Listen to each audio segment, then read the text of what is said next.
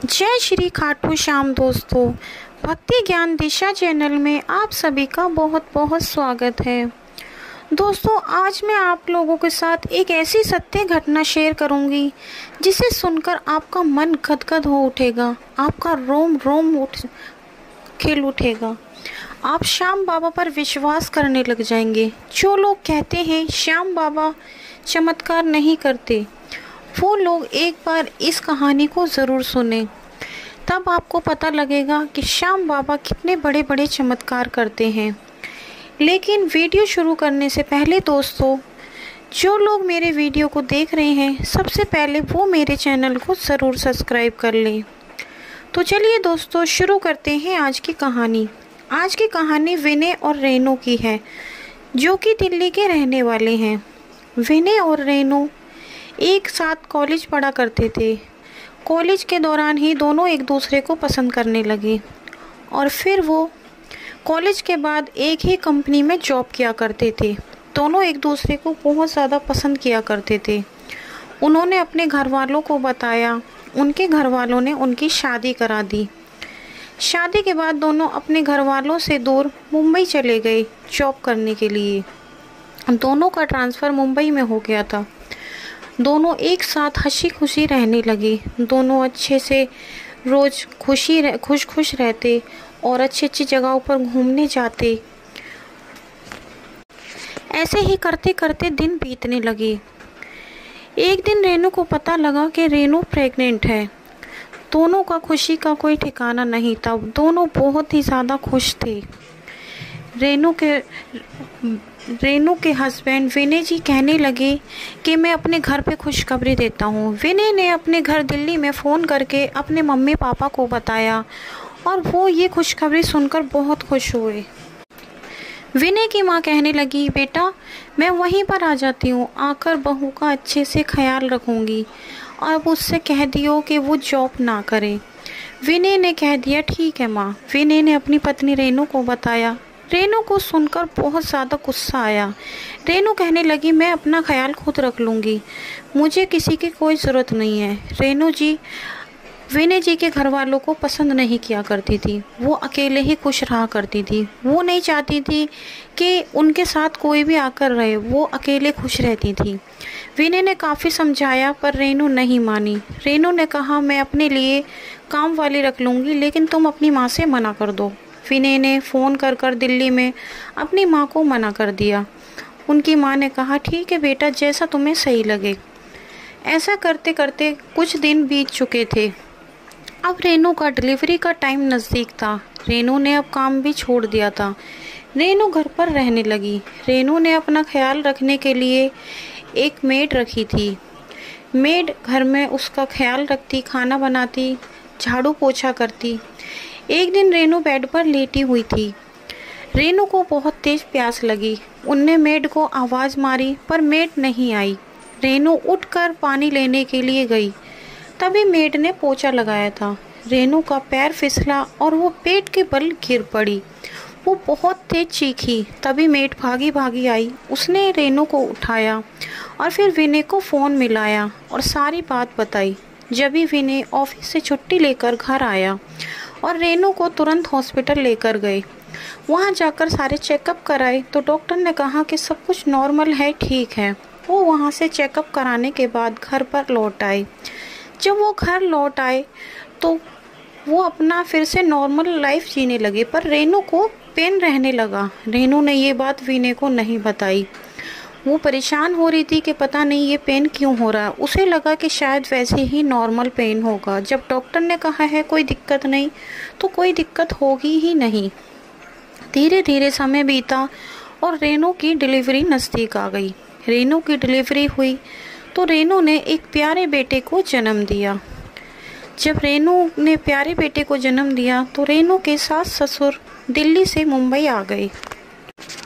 रेनू को हॉस्पिटल से छुट्टी करवाकर घर पर ले आया गया। तो रेनू घर पर जब बच्चे को लेकर आई तो घर में सब कुछ ठीक था, खुशी का माहौल था, सब बहुत खुश थे। लेकिन रेनू की सास देखती हैं कि बच्चा कोई मूवमेंट नहीं कर रहा, बच्चा ना हंस रहा है ना रो रहा है। ये बात उनकी सास को काफ़ी अटपटी लगी। उन्होंने फिर ये बात विनय से कही कि विनय, बच्चा ना तो हंस रहा है ना ही रो रहा है, पता नहीं क्या बात है।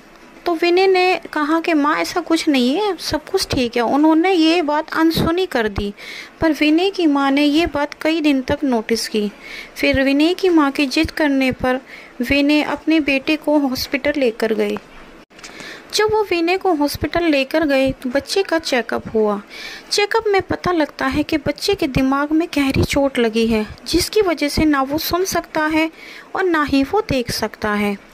इसका ऑपरेशन करना पड़ेगा, पर अभी ऑपरेशन भी नहीं कर सकते क्योंकि बच्चा काफ़ी छोटा है, उसमें बच्चे की जान को खतरा है। अब विनय और रेनू बहुत ज़्यादा परेशान, दोनों रोने लगे। उन्होंने बड़े से बड़े डॉक्टर्स को दिखाया, सब ने एक ही बात कही। अब घर में मानो खुशियों का माहौल एक मातम में बदल गया। फिर एक दिन एक औरत उनके घर पर आती है प्रसाद देने, और वो कहती है कि मेरे बेटे की सरकारी नौकरी लगी है, हम खाटू श्याम बाबा के दरबार गए थे, वही वहाँ का प्रसाद है। तभी विनय की माँ कहने लगी कि बहन जी, ये कहाँ पर है खाटू श्याम दरबार। उन्होंने बताया कि राजस्थान में खाटू श्याम दरबार है। जो भी भक्त हार कर बाबा के दरबार पर जाता है, बाबा उसकी ज़रूर सुनते हैं। तभी विनय की माँ ने बताया कि मेरे पोते को ऐसे ऐसे दिमाग में चोट है, क्या वो भी ठीक हो जाएगा। तभी उस महिला ने कहा कि हाँ, आप एक बार वहाँ पर लेकर जाइए, आपका पोता बिल्कुल स्वस्थ हो जाएगा। ऐसा कहने पर वो प्रसाद लेकर अंदर आई। विनय की माँ ने विनय को और रेनू को सारी बात बताई। तभी विनय को बहुत गुस्सा आया। विनय कहने लगा, माँ, एक तो हमारा दिमाग वैसे ही ख़राब है, तुम और ये फालतू की बातें करके हमारा दिमाग ख़राब कर रही हो। जब डॉक्टरों ने कह दिया है कि कुछ नहीं हो सकता, तो वो बाबा श्याम क्या करेंगे, इसमें भगवान क्या ही करेंगे। तभी उनकी माँ की जिद करने की वजह से विनय कहने लगा कि चलो तो फिर ठीक है, चलते हैं तुम्हारे श्याम बाबा के, देखते हैं आखिर वो क्या करते हैं।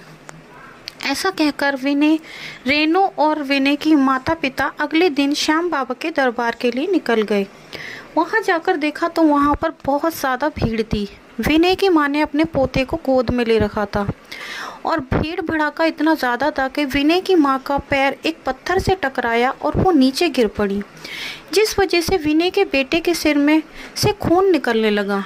तभी विनय अपनी माँ को और बेटे को लेकर हॉस्पिटल पहुंचा और विनय को इतना ज़्यादा गुस्सा आ रहा था। वो कहने लगा कि माँ, ये जो भी कुछ हो रहा है तुम्हारी वजह से हो रहा है, ना हम यहाँ पर आते ना ही ऐसा होता। एक तो हम पहले से ही परेशान हैं, ऊपर से तुम्हारी वजह से मेरे बेटे के सिर में और ज़्यादा चोट आ गई। तभी देखते हैं थोड़ी देर बाद जब डॉक्टर बच्चे के सिर में पट्टी वगैरह बांध देते हैं तो बच्चा हंसने लग जाता है, वो देखने लग जाता है, वो रोने भी लग जाता है। तभी वो देखकर बहुत हैरान होते हैं। तब वो वापस मुंबई आते हैं, वो फिर से बच्चे को हॉस्पिटल लेकर जाते हैं।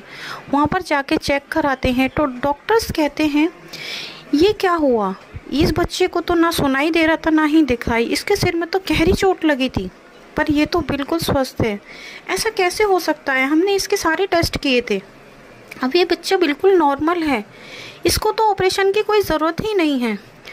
तभी विनय को लगा कि ये शायद श्याम बाबा के दरबार जाने से ही हुआ है। तभी विनय अपने बेटे को लेकर घर आ जाता है और वो घर आकर जब अपनी माँ को बताता है तो उसकी माँ रोने लगती है और वो कहती है कि बाबा, आपका बहुत बहुत धन्यवाद जो आपने मेरे पोते को ठीक कर दिया। और वो विनय को कहती है कि बेटा, ये हमारे श्याम बाबा का ही चमत्कार है, ये हमारे श्याम बाबा ने ही तेरे बेटे को बिल्कुल ठीक किया है। तभी विनय कहते हैं कि हाँ माँ, आप बिल्कुल सही कह रही हो, मैंने आप पे बेवजह ही गुस्सा कर दिया, मुझे माफ़ कर दीजिए माँ, ये बाबा की वजह से ही आज हमारा बेटा ठीक हो पाया। जब डॉक्टर्स ने मना कर दिया था, उनके मना करने के बाद श्याम बाबा ने ऐसा चमत्कार दिखाया कि विनय का बेटा बिल्कुल ठीक हो गया। दोस्तों, कहते हैं ना, जहाँ पर साइंस फेल हो जाती है वहाँ पर हमारे श्याम बाबा का चमत्कार शुरू हो जाता है। तो जो भी लोग श्याम बाबा पर अभी तक विश्वास नहीं कर रहे थे, वो एक बार बाबा पर विश्वास ज़रूर करके देखें। आप देखेंगे कि श्याम बाबा बहुत बड़े बड़े चमत्कार करते हैं। तो दोस्तों, ये थी विनय और रेनू की कहानी। अगर आपको कहानी पसंद आई हो तो हमारे वीडियो को लाइक करना, शेयर करना और कमेंट में जय श्री श्याम ज़रूर लिखें। कल मिलते हैं दोस्तों, धन्यवाद।